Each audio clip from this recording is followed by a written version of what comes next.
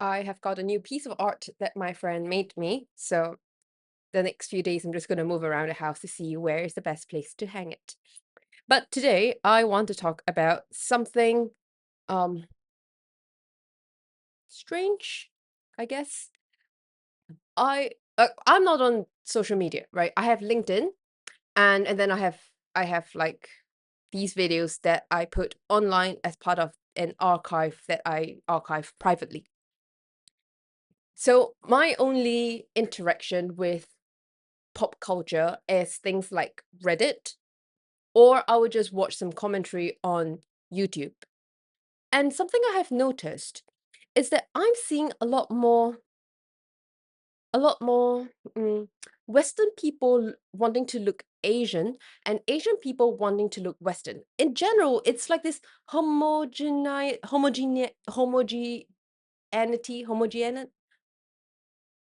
Basically everyone is getting gentrified. Not just neighborhoods getting gentrified, people are getting gentrified as well.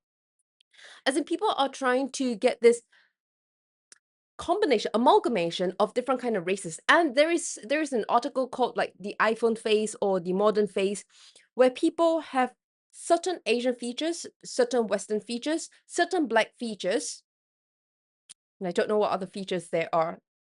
But like you have high cheekbones, ski slope nose, Asian eyes, Western thick eyebrows, um, nice clear skin, thick lips. I don't know about ears. And I think skin is more important. Hair is quite open. I'm grateful for that. People can have all sorts of hair texture. And then body would be more of the hourglass figures that a lot of black people have. And bigger butts, bigger boobs. But I want to say natural, but actually a lot of people to achieve this, they all undergo the knife. Anyway, my point is, I find it quite disheartening to see people erasing their mm, natural self, natural heritage. Them. You you can't just remove certain parts of yourself so that you could fit in more with whatever beauty trend is going on right now. I find that ridiculous. Yeah, the only thing I've ever done is LASIK because I used to wear contact lens, and it's an economical reason. It's so much cheaper to go do LASIK than to buy tons of contact lens solutions and contact lens, and then you have to keep buying them every other month. So it's just much cheaper to do LASIK and then just get it over and done with. And it basically lasts for like at least 15 years. My dad did LASIK ages ago, and his eyes still fine till today. So um yeah, I don't understand people who try to erase parts of themselves. And this is me saying this is because when I was much younger, I always asked my parents, why am I born Asian? Not in the way I hate Asian self, but in the way that I don't think my personality, and this I didn't know that, right? I didn't care about like eyelids, because my eyelids are like hidden. It's not the obvious ones. And you could do a lot more makeup that way, but I don't use makeup anyway, so I don't care. And then my eyelashes, they're very short and I could put mascara, but naturally it's just short. And I'm like, it is what it is. I'm not obsessed about that. I'm more interested in the Western culture where they promote individualism. It promotes more entrepreneurship than the society I grew up in. So since young, I always wondered, why am I not born in a different country? Why am I not born in a different race where my personality is more accepted over there? And then as I grew older, I realized there's a lot of value of me being Asian, growing up in an Asian household. And I really appreciate that very much. I actually appreciate everything that got me to become me. And I'm very grateful for that.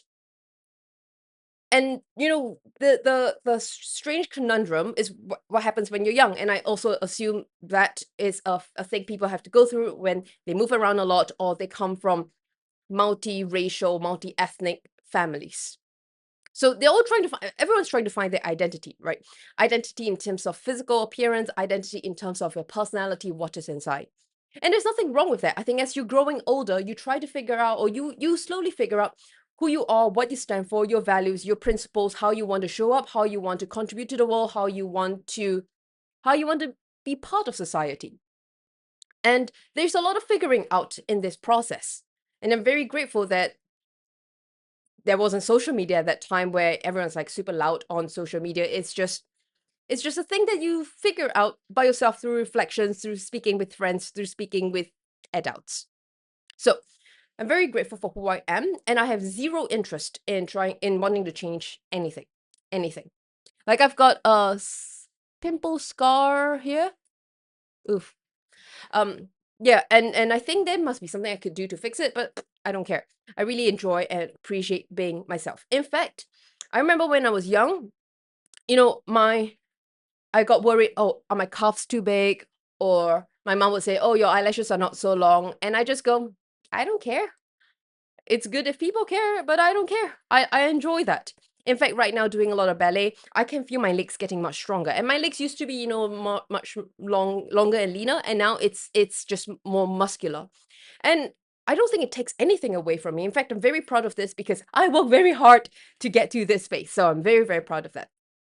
That being said, I'm seeing a lot more, you know, people, let's say celebrities, for example, erasing a lot of their heritage of the physical appearance to look more Western or to look more baddie or to look different. And I find that quite disheartening. I find it really disheartening actually, because I get it because, if you're a celebrity, you are probably your value seems to be very focused on the perceived value of the general public to you, and you want to do certain kind of surgery to stay relevant, to stay attractive to the general population so that they'll keep supporting you in your various works, as in singing, dancing, movies, whatever. However, I still think that is very strange. It's very strange to it's yeah, it's very strange for someone to just want to erase everything about themselves. And I'm a believer that the way you are born fits proportionally. Unless you have some like disease or whatever, then that is an edge case. But in general, the way you're born, basically you are just rather proportional. So for example, because a proportional petite sized woman wouldn't have like ginormous breasts, or and then everything else is like normal petite. That's just very weird, and I don't think biology works that way. So when people have like, say Asian face like me, and then when they have, these giant eyes, giant Caucasian eyes, or these um Barbie doll nose, it just does not fit the proportionality of your face that you're born with. And I guess that's why people, once they fix their nose, they fix their eyes, they fix everything, because you have to keep patching things up, like a software, you have to keep patching things up because one is broken, then you realize everything else is broken, and then in a couple of years' time, you suddenly look like a completely different person. I don't understand, how do people look into the mirror and still go, yes, I like this version of me? When it's not through hard work that they get there, it's not through constant, hard work and taking time to get there, is making that decision every single day, the commitment to get there, right? Take for example, doing ballet, doing bodybuilding, doing being very good at tennis. It's not that you pay someone, you download a skill like a Claude skill, and then you wake up tomorrow being very good at it. It's through a period of time, through years, and every single time you go and do the sport, every single time you go and do that training, you're making a conscious decision to say, yes, I want to be that. Yes, I am doing to reach that goal. And every sacrifice I made during that time is not just a testament to my dedication to the work, to the goal I'm looking for, but also a commitment that this is what I want. And so as I see take my legs for example, right? As I see my legs getting stronger and fitter, you could see like my legs look very different now than like 10 years ago. And I think I was strong before, but I feel a lot stronger now. And it's not your standard, super skinny long legs that you see on models. It's just strong. And it looks different from your super skinny long leg models. And I don't think there's anything wrong with that. In fact, I'm very proud of the achievements I have made. All the sports I do are all building towards being strong. And whatever that looks like, I look like, it's just secondary. I don't really care about that. I just want to be very, very strong so that I can do all the things I need to do in my sports. And I make a conscious decision every single damn time I go into my sports, I go into my training.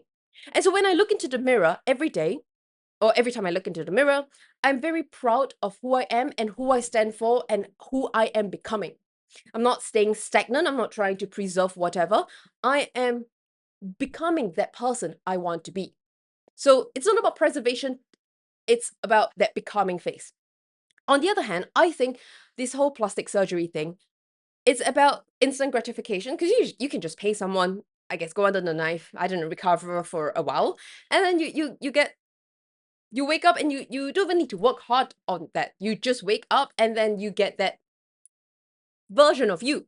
You don't have to go and do lots of squats and deadlifts, and you can get a very big ass through surgery, a very dangerous surgery. But you can get it through surgery. It's so bizarre. And at the same time, I also think that a lot of these plastic surgery thing, as much as it is trying to get features of different ethnicities and just trying to put in your face, it's also a lot of preserving one's beauty and thus potentially their perspective of value that they have to themselves, their identity. And the value really lies on the public perception of oneself and thus preserving their youth becomes more important than anything else out there. Instead of becoming the person they want to be or becoming a better person, better version of themselves, they are focusing on preserving that current version of themselves. And I get it. I get it because, in your late 20s to early 30s, that's like one of the very wonderful phase in life. And you kind of want to preserve that. But, as time passes, that preservation phase lasts for a period of time and then it becomes less relevant because the whole world and time has moved forward. We're moving towards T+1, T+2, and you're still stuck at T+0 preservation. There is no inherent value as time moves forward and you're trying to preserve this.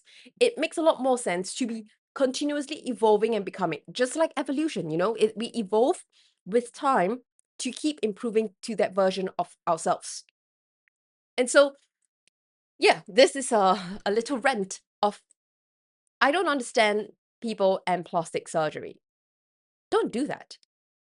And I remember one time I went to the dermatologist because I've got a red thing on my nose and it has been there for almost 10 years now. And it started as a pimple and then I think it didn't pop properly. And then it's just this like red mark. So I went to a dermatologist, I think last year, and went to ask, what's wrong with this? Why does it not work? Every time I go and do a facial, they try to clear it out, but it's just a lot of blood. What's wrong with it? And she checked it and she said, oh, it's basically this thing where all your blood vessels kind of commingle together and it's just stuck here. So when you try to pop it or fix it, it's just a lot of blood coming out because all the blood vessels are there. That's why it's very red as well, because it's just a lot of blood vessels. And you can't remove it. You could laser it, but it will have a scar, and it's no different from what you have right now. So, yeah, you can remove it. Otherwise, you can just leave it there. It doesn't harm anything. It's just aesthetics. I say, okay, fine, and I don't care. I'm just going to leave it there because I'm fine with having a red dot on my nose. And then after that, she looked at my face and everything, and she's trying to, I mean, it's her job, right? She's trying to upsell me, whatever. She's like, oh, you could do something with your nose. We can put fillers. We can do whatever stuff with your face.